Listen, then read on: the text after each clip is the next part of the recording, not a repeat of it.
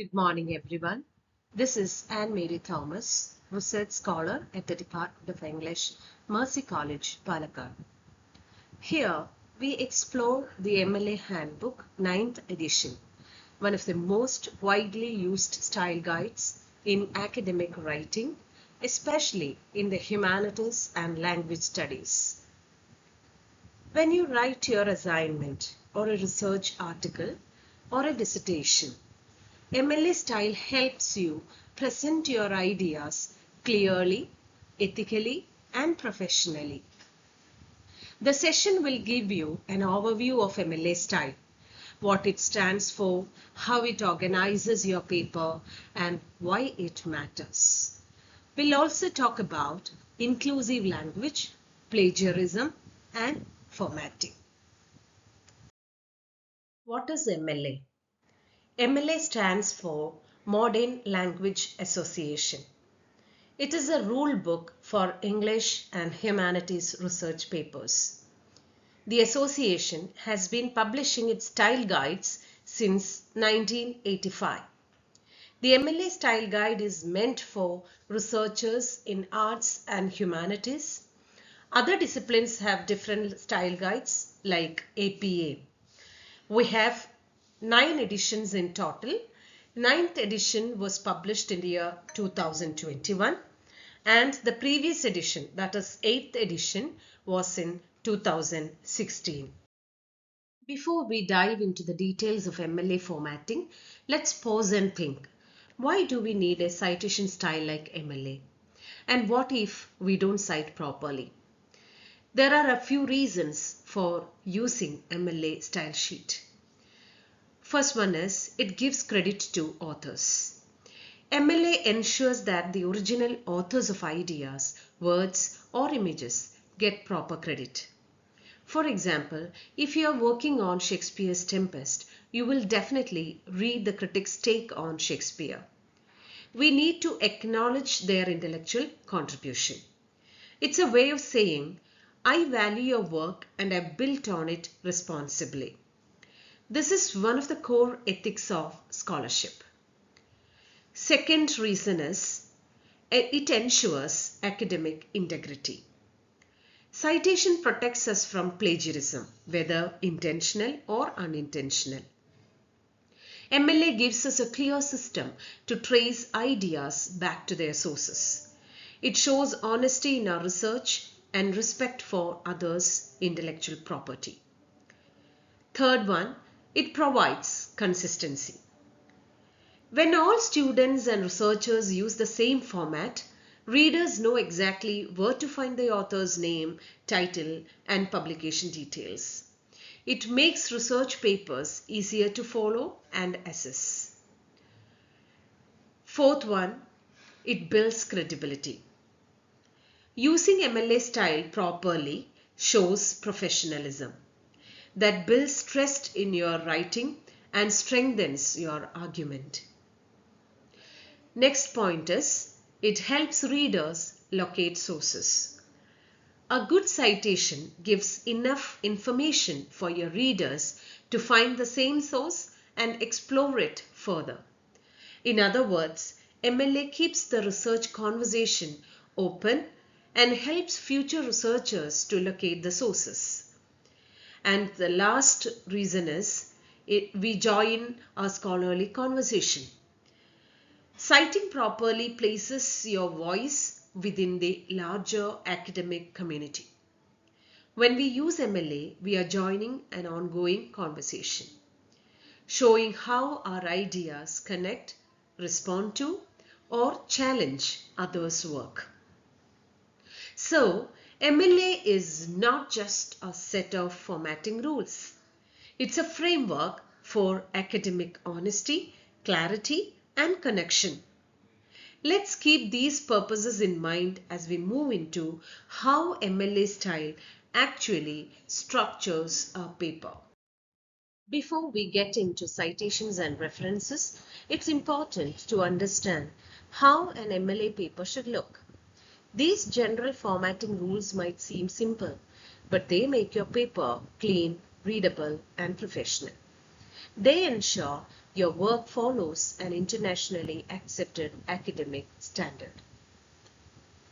With regard to the use of margins, MLA instructs us to keep 1-inch margin on all sides, top, bottom, left and right. This creates a balanced look and gives space for comments or notes if it is a printed paper. MLA prefers this clean layout because it keeps the focus on your content, not the formatting. With regard to the font, MLA directs us to use a readable font like Times New Roman between 11 and 13 points. We should use the same typeface and font size throughout the research paper. The goal is to ensure clarity and consistency. Line spacing. Double space everything, the title, the text, long quotations, and even the works cited page. This spacing makes your work easier to read and annotate. And remember, leave just one space after a period or any concluding punctuation, not two, which is an old typewriter habit. Page numbers. Include page numbers on the upper right corner of every page along with your surname. For example, if your name is Sandra Thomas and you are at page 3, you can add Thomas space 3. This simple detail keeps your pages organized. Title. The title of your paper should be centered in standard capitalization. No bold, italics or underline is needed. The idea behind this is to let your content make the impact, not fancy formatting. Paragraphs. Indent the first line of each paragraph by 1/2 inch. Use left alignment only. Don't justify the lines. Left aligned text keeps even spacing between words and gives the document a more academic standard appearance. Blocked quotations. When you quote more than 4 lines of prose or 3 lines of poetry, use a block quotation. Indent the whole passage by 1/2 inch from the left margin and omit quotation marks. This visually separates long quotations from your main text. These small formatting rules may seem to be mechanical, but they play a big role in readability and presentation. A well-formatted paper creates a very good impression in your reader about your credibility and seriousness. Here you can see a sample first page of an MLA formatted paper. Many students think they need a separate title page, but MLA doesn't insist one unless your instructor asks for it. Everything begins right here on page 1. Notice the 1-inch margin on all sides, top, bottom, left and right. This keeps your text centered nicely on the page and makes it easy for your reader or examiner to comment or mark. At the top left corner, we have the heading, which includes your name, your instructor's name, the course name or code, and the date, which is written in the day, month, year format. Each line is double-spaced, just like the rest of the paper. On the top right corner, you can see the surname and page number. Here it is Josephson 1. This appears on every page of your paper, including the works cited page. You can set this up easily in Word or Google Docs using the header feature. Next comes the title, centered on the page in plain text. No bold, italics or underlining. Here it is Ellington's Adventures in Music and Geography. MLA prefers this simple format because it keeps focus on content, not decoration. You will notice that everything from the heading to the title to the body paragraphs is double spaced. This improves readability and gives a clean, consistent look throughout the paper. Each paragraph begins with a half-inch indent, that is usually one press of the tab key. Indenting visually separates ideas and helps the reader follow your argument. So this layout, margins, heading, title, spacing, and page number forms the foundation of MLA formatting. Once students master this page structure, everything else, citations, quotations, works cited, fits neatly into place. Works cited list is placed at the end of your paper, which gives complete publication information for all sources cited in your paper. The list begins on a fresh page. It is in alphabetical order based on the author's last name. If there is more than one author, it is based on the first author's last name. If there is no author, it is based on the first letter of the citation. Now regarding the page numbering.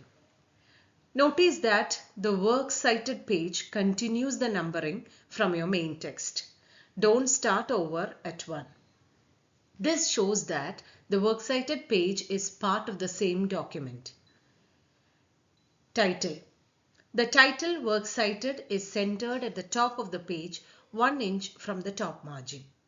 If you have only one source, the heading becomes work cited, that is singular. Leave a double space between the heading and your first entry. Spacing. Just like the rest of your paper, the works cited page should be double spaced throughout. That means no extra gaps between entries. Consistency is key. Now, hanging indent. This part is really important. Every entry in the works cited page begins at the margin.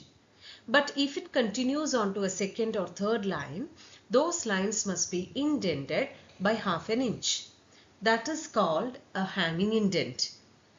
You can create this easily.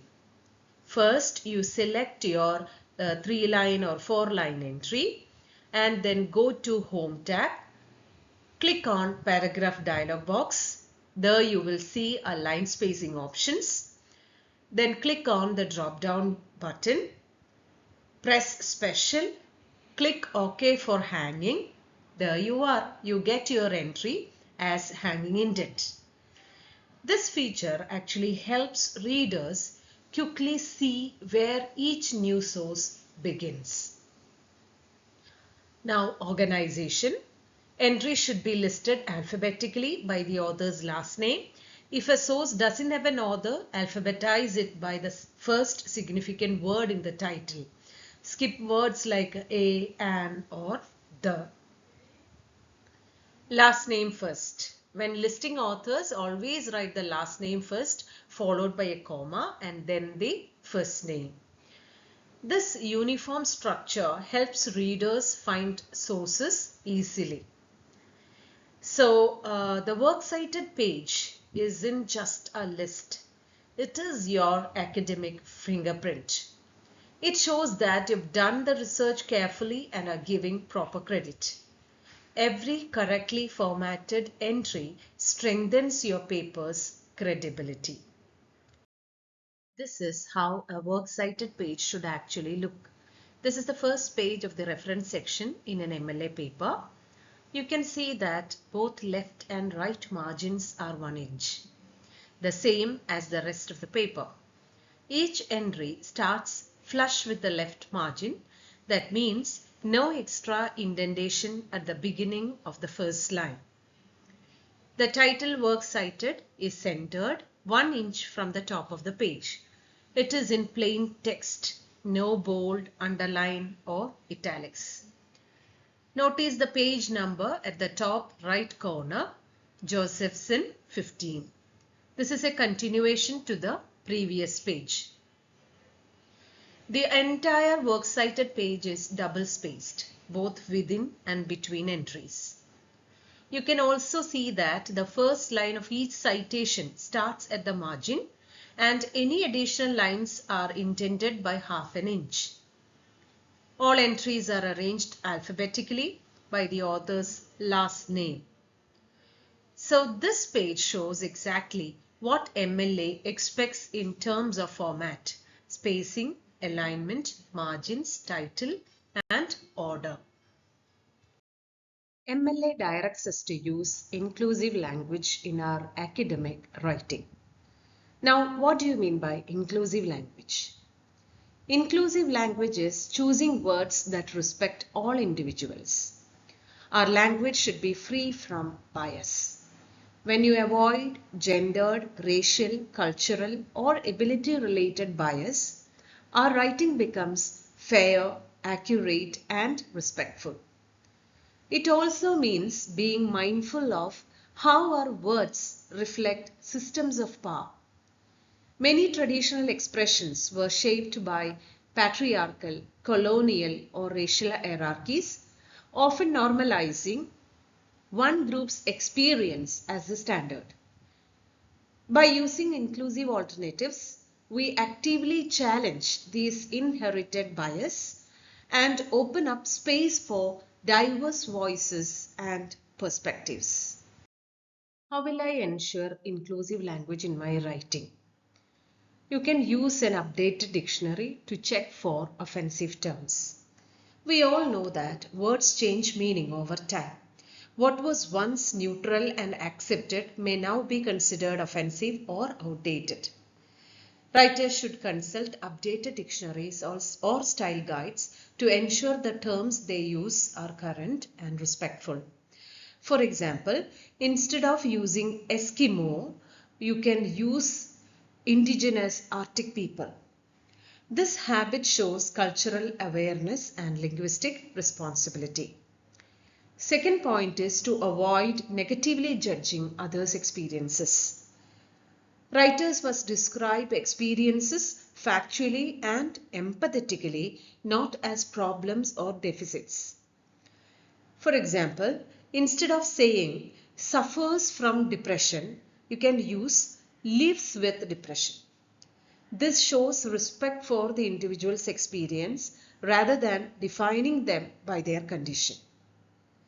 Third point, use gender-neutral pronouns. When gender is unknown, irrelevant, or non-binary, use they or them instead of he or she. This practice acknowledges gender diversity and avoids assuming someone's identity. And the last point is use people first or identity first language. What do you mean by this? People first language focuses on the person. We say person with a disability, child with autism. Identity first language emphasizes identity as empowering. Like for example, autistic person or deaf community.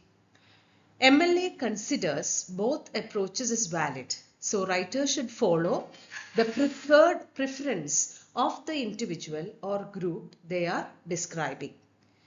This demonstrates respect and awareness of self-identification. The following are examples of offensive, exclusionary terms and their respectful alternatives related with gender and identity. Instead of mankind, you can use humankind or humanity. Then chairman will be replaced by the chair or chairperson. Instead of the opposite sex, you can use another gender or different gender. Man-made will be replaced with artificial or human-made. He or him, referring to everyone, will be replaced with they or their. A few more examples connected with race, ethnicity, and culture. Instead of natives, you can use indigenous people, or you can give the specific group's name. Then third world could be replaced with the developing nations or global south. Instead of non-white, you can give the term people of color, or you can even give their specific identity like African or Indian. In some contexts, tribe is considered offensive. Instead of that, you can give their community or ethnic group or nation's name. Examples that come under disability and health. Instead of handicapped, you can use person with a disability, crazy or insane, person with a mental health condition, suffers from or victim of, lives with or has. The blind or the deaf, people who are blind or deaf people as preferred by the individual. Wheelchair bound could be replaced with wheelchair user. Look at the following examples. Example number 1. In the first sentence, man represents all humanity, erasing women and non-binary identities. The second sentence is neutral, acknowledging everyone's creative agency. Example number 2. The first sentence reproduces colonial ideology. The second rephrasing acknowledges historical violence and multiplicity of voices. Example number 3. The reframing avoids outdated and hierarchical terms like third world. Now we shall discuss plagiarism. Plagiarism is like stealing ideas. It can take a number of forms. Copying a published or unpublished text of any length, whether deliberately or accidentally, is plagiarism if you do not give credit to the source. Paraphrasing someone's ideas or arguments or copying someone's unique wording without giving proper credit is plagiarism. Using a paper or thesis written by someone else, even if you pay for it, is plagiarism. It is even possible to plagiarize yourself. In published work, if you reuse ideas or phrases that you used in prior work and do not cite your prior work, you have plagiarized. Many schools' academic honesty policies prohibit the reuse of one's prior work in papers, theses, and dissertations, even with self-citation. Sometimes, however, revising and building on your earlier work is useful and productive for intellectual growth. If you want to reuse portions of your previously written work in an educational context, ask your instructor. Now, what are the consequences of plagiarism? When writers and public speakers are exposed as plagiarists in professional contexts, they may lose their jobs and are certain to suffer public embarrassment, diminished prestige, and loss of credibility. One instance of plagiarism can cast a shadow across an entire career because plagiarism reflects poorly on a person's judgment, integrity, and honesty and calls into question everything about that person's work. The consequences of plagiarism are not just personal, however. The damage done is also social. Ultimately, plagiarism is serious because it erodes public trust in information. MLA provides tools like citations and works cited list to avoid plagiarism. I hope you have understood the importance of MLA in your academic writing by now. Every well-formatted citation, every clean header, every consistent margin shows that you value your work and your reader's time. In the professional world, presentation matters as much as content. So don't see MLA as a burden, see it as a skill, one that instantly sets your writing apart and makes your research look sound and scholarly. Thank you for your patient listening.